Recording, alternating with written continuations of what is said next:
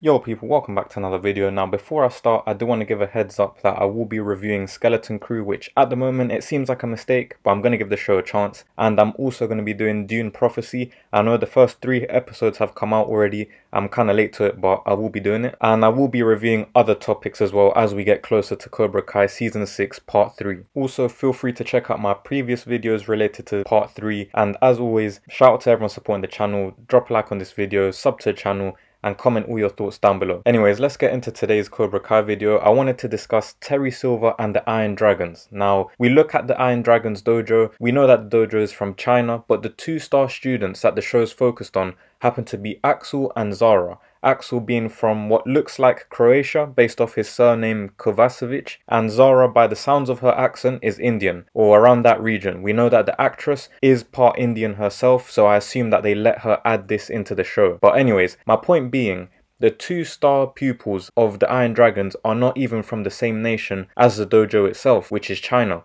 Which got me thinking, is there a reason to this? Like how Tori isn't Korean but is representing Cobra Kai? Or is it pure coincidence? So my question is, and feel free to correct me or tell me otherwise, did Terry Silver always have it in mind to hire Axel and Zara just like he did with Mike Barnes in Karate Kid 3? Had he not got exposed for corruption in Season 5, would we have seen Axel and Zara representing Cobra Kai instead? I mean, there was no way Terry would have gone into the Sekai Taikai with someone like Kyler leading the group. And we know how calculated Terry Silver is, so he might well have been planning ahead, trying to snatch Axel and Zara from the Iron Dragons if they were there or wherever they were at previously. Especially after hearing about Wolf's problems with the financial difficulties or whatever happened with Wolf and the Iron Dragons. However, since Terry got exposed, I guess he decided to exploit Wolf in a different way and just build on what already existed rather than just take the star students if they belonged to the Iron Dragons originally. There are also a lot of questions because Terry only got to Wolf 3 months before the Sekai Taikai. So were the Iron Dragons going into the Sekai Taikai learning under a different sensei?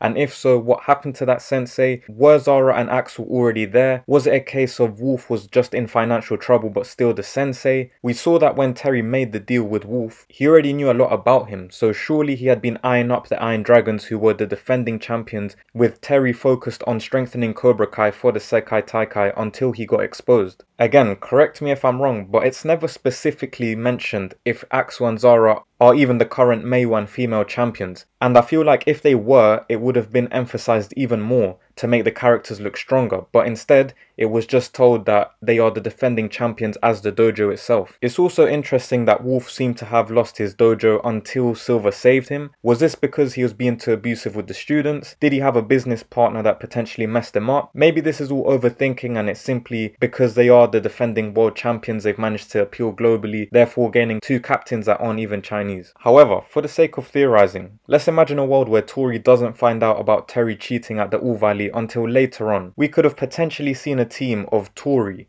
Kenny, Axel and Zara minimum. Maybe Kim would have allowed Silver to go to Korea and pick out Kwon and Yoon. So let's refresh that roster I just mentioned to Tori, Kenny, Axel, Zara, Kwon and Yoon. That would be the best team at the Sekai Taikai. There would be no real weakness with this team, but I think there would be an ego battle as Kwon and Tori would want to be the captains. One last thing as well, if we did get this scenario, I do think we wouldn't have got Sensei Wolf, as Terry would have just stuck to Master Kim and Sensei Kim. I do hope we get some sort of clarification and a bit of backstory for Zara and Axel, but to be honest, I think it's too late. And I hope we do get this clarification, because if not, they've just created a whole bunch of questions that will go unanswered, which is just the most frustrating thing. Like I said, it could simply just be Zara, Axel, they were already at the Iron Dragons, they've been there for a while, they are the champions for male and female divisions, as well as the dojo. It could be as simple as that, but they've just done a lot of things that just open up questions and make you think. So it'd be a shame if they did that by accident, not realizing, or whatever the case may be. But yeah, as always, let me know your thoughts down below in the comments, alongside any predictions you may have for Part 3. Go check out my previous video as well related to Part 3, and as I said before, I will be reviewing the Skeleton Crew and Dune Prophecy, so stay tuned for those videos. As always, it's appreciated if you could drop a like on the video, sub to the channel as well, as we are less than 160 subs away from 1000 subscribers. Thank you for your time and have a great rest of your day.